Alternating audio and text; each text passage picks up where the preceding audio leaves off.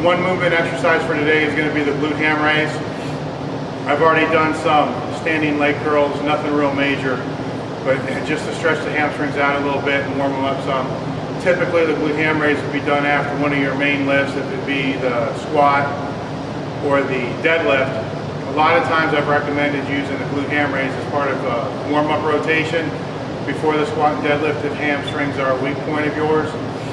I personally, depending upon where my hamstring strength is and what my goals are, will do the glute ham raise as part of my warm-up, where it will be glute ham raises, some ab work, some foam rollers, and I will also do it again later in the workout for a main hamstring movement.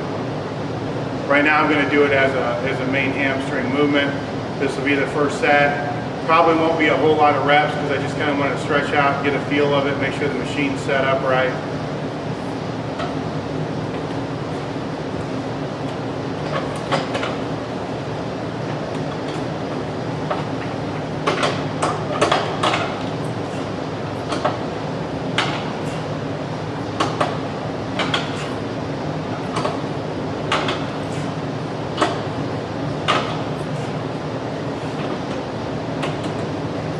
Setup feels good, so I was probably the last person to use it.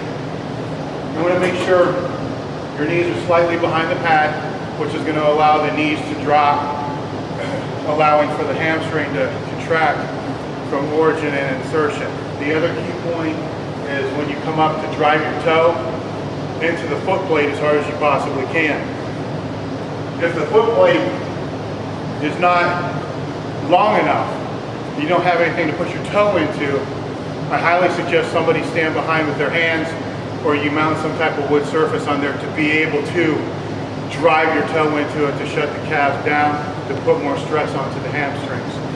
You want to be in a flat position at the start, so you're not inclined, you're not declined, your body's completely straight. You want to drop down or start from that straight position. Drive your toes in, try to keep your elbow or your shoulders in line with your hips throughout the whole movement. So you're not doing a back arch to come up, you're just using your hamstrings, and at the top you're driving your glutes forward. On your way down you almost lunge out like you're trying to stretch your hamstrings, stop, and then flex the hamstrings and glutes to come back up again. Second set.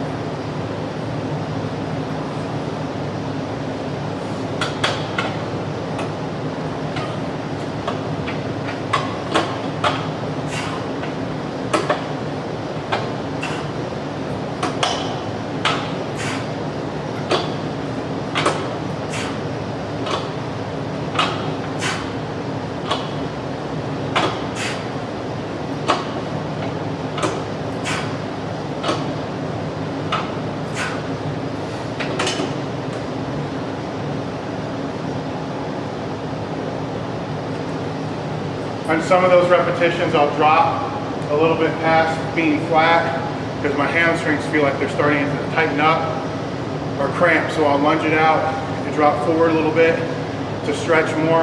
I also like to stretch the hamstrings like I did there at the end of every set. The pad angle is very important, in my opinion, for the glute ham raise. Not only does the ELITEFTS pad have an angle on it, we can even put it up on the concrete here to give it more of an angle to make it harder. In comparison, if you compare this to a flat sit-up, where you sit flat on the floor and curl up and back down, you know at the top of the movement, with the strength curve, there's no resistance. Now, if you were to do the same sit-up on an incline or decline bench or whatever you want to call it, it gets harder at the top because the body angle's changed to provide more resistance. Same thing with the glute ham raise. If it's a flat out pad and you come up to the top, this top position here where the hamstrings are flexing the hardest and actually where your glutes are really starting to push in as it would a deadlift or squat through the top, isn't there anymore. Typically with the flatter pad, you get to that top position, you can't even pull yourself all the way through because your knee will slip out because there's no pad there to even drive or wedge your knee against with your toe. The third set, typically I don't look at repetitions here. I just warm up until I feel like I can start to flex harder without ripping my hamstrings off.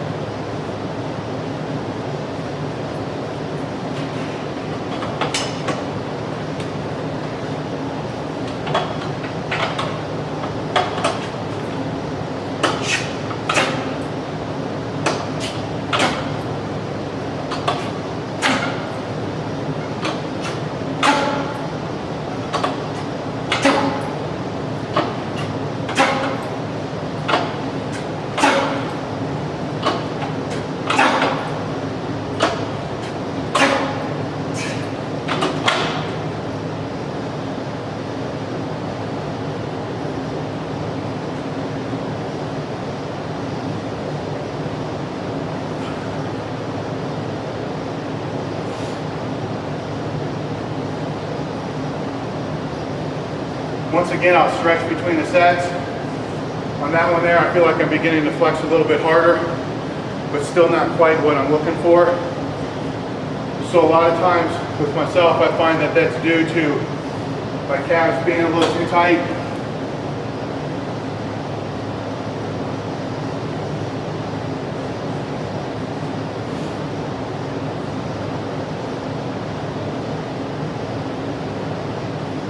So I'll stretch my calves out a little bit here between sets.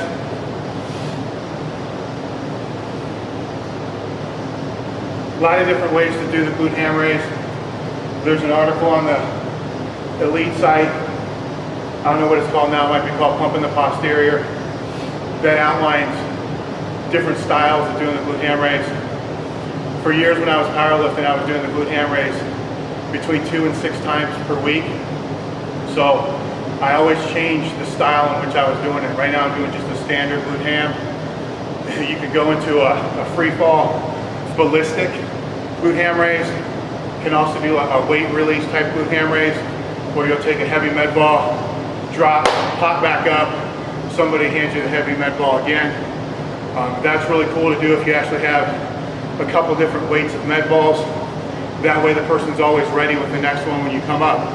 So say you drop with a 60-pound med ball, come up, they're ready to hit you with the 40-pound, drop, come back up, now they're ready to hit you back with the 60-pound. Keep going that way. You can use the band pegs, put band resistance around your shoulders, obviously weight vest. You can keep jacking up the back end as much as you want. I've even seen a couple people do single leg glute hams. You can also do a hybrid movement where you go all the way down into a back raise, all the way up to a glute ham raise. I'm not a real big advocate of that one because a lot of times your lower back will carry you through, up and through where the hamstrings are working the most, and it's really in my opinion, it's really a hamstring glute exercise, but that's a variation that's done as well.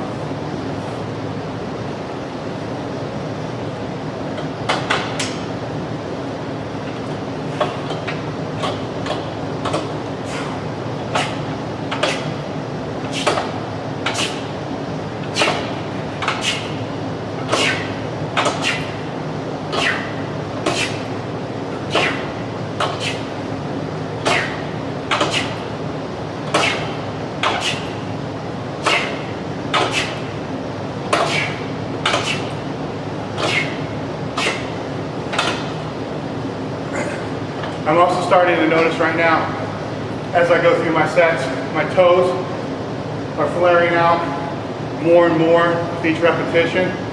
That's a good indicator for myself that my hamstrings are weak, and I'm trying to recruit more into the glute, into the lower back.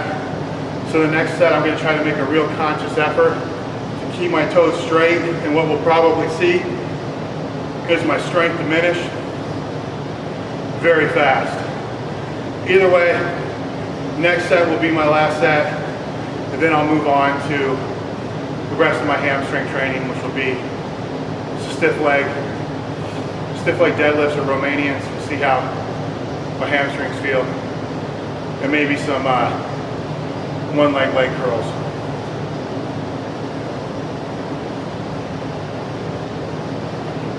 Another story with the glute ham raise. and the importance of the glute ham raise. Because I get asked a lot of times, you know, in the 10 years that I was training at Westside, you know, what were the main accessories for the squat and deadlift? And pretty much the whole template for the whole time I was there, which during that time took my squat from a 750 to a 935, is we do our max effort exercise first, which would be any type of pull. Rarely, about 80% pulls back then. They're doing a little bit more now. Some type of low box squat. Anyhow, we rotate the max effort exercise. I don't want to get into that. And then I did reverse hypers, glute ham raises, and pull down abs. On Mondays, the max effort day, the exercise is very, very, very rarely changed. You know, what we changed was, or what I changed was the style in which I did those exercises. On Friday, the dynamic squat day, basically the dynamic squats are done first, glute ham raises, pull down abs, and reverse hypers. Once again, it's just changing the way in which we were doing it, and then trying to push. I would stick with one style for 2 or 3 weeks, which may be, you know, 5 sessions, 6 sessions, sometimes more depending upon if I was doing extra workouts. You know, I would stick with that style and push it as hard as I could to either get more reps or to get more weight or more resistance in however we were training it. If it was a time where I was doing it more, as I was saying with the extra workouts, or as a warm-up, it would just be a few sets of 10. As the extra workouts, I was doing the reverse hypers and the glute ham raises more for restoration. So it was never really hitting it hard, and it wasn't hitting it with a lot of heavy weight. It was just real loose repetitions, trying to get through a big range of motion, just to get a lot of blood into the joints and the muscles as well.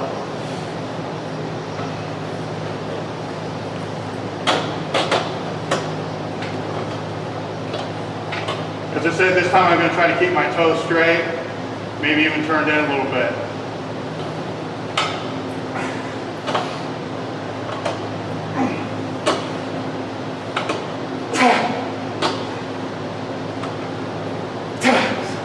And that proves my point right there. Now if I was to take them back out again, you can see right away what the difference is, because the recruitment is coming off of where I'm weak and going on to where I'm stronger. So the whole point of training is to actually try to find where you're weak on the movements that you are doing, especially the accessories, and work them in those weak ranges of motion to make them stronger, because those are indicators on what's holding a lot of your lifts back, or holding your progress back if it is muscle development and muscle strength that you're trying to build. Great example right there.